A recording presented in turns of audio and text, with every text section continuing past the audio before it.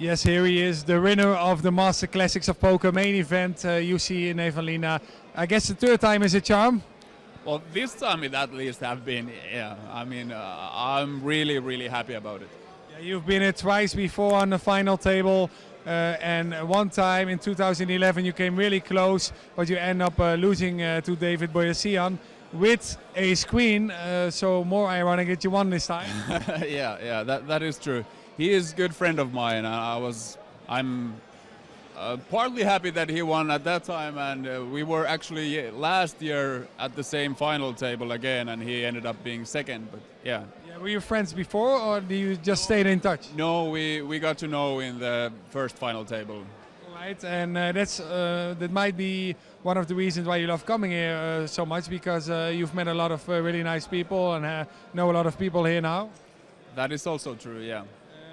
Can you tell us something about how this tournament went this time? Because I saw you with a big stack on day 2 already, and then day 3 you were in the money again. I was like, is he going to make the final again? Would be such a great accomplishment. Can you tell us something about how the tournament went?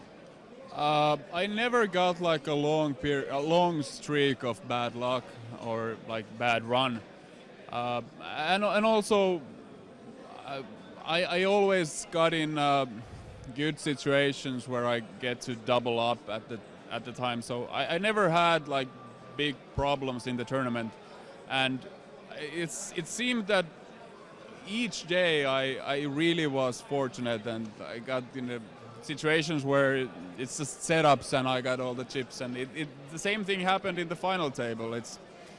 It's kind of unfair, but I'll take it. A big setup where there is a raise, and then Joep van der Bijgaard moves all in from the small blind. You look at your cards and you see pocket aces.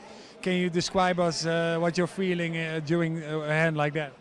I felt that I'm gonna have 650,000 chips more, but then the button ended up having kings and shoved it in, and obviously I called, and I won it, which is great. But I just remember that the feeling what I got just right after the hand, that I really felt sorry for. Obviously I like to take his chips, but I felt really sorry because it's so unfair to have kings against aces in that situation. But you much rather want to work for it, I guess. What? You rather work for the chips, you know, in small pots at a time, outplay someone post flop maybe. Yeah, or just like losing like that, almost the whole of your stack is just feels so horrible. I felt horrible. I mean, I felt awful for the guy, but then he ended up getting back. He was actually playing really well, and he ended up getting third place in the tournament. So I didn't feel that bad anymore. He got it in with kings again against your ace-5. Yeah, he should not have had kings today. That was probably not his lucky end, that's true. Could you tell us something about the heads up, because you started with a big advantage? Yeah, I had 75% of the chips. It was quite shallow, 30 big blinds when we started the heads up. He's a guy who I know from online games, and he also knows me from online games. But when you're playing with that small stacks, it's more about luck than skill.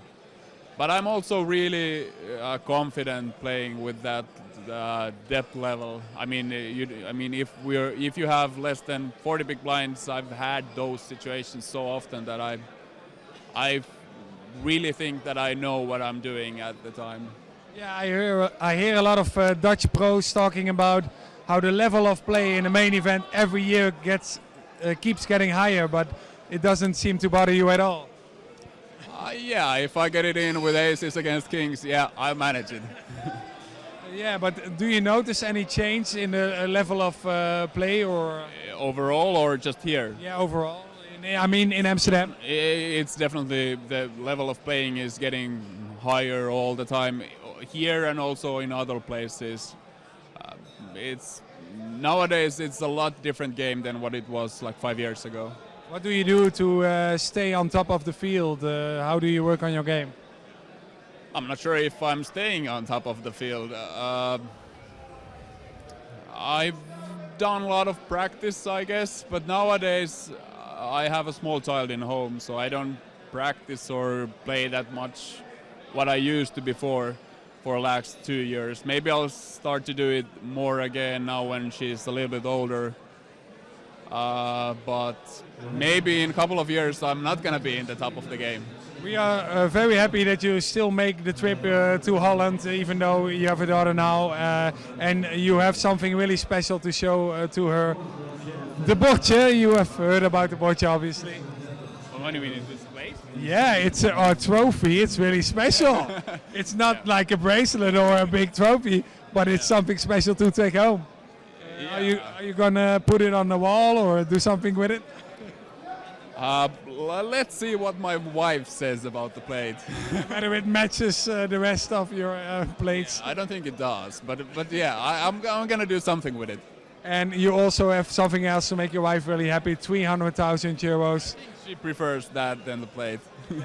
Congratulations with finally the big victory here in Amsterdam. Thanks a lot. Thanks. Congratulations.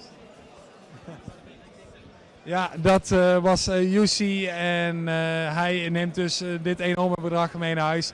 Wij gaan afsluiten hier van Amsterdam, vanuit Amsterdam. Ik wil jullie nog bedanken voor het kijken. We hebben genoten de afgelopen dagen.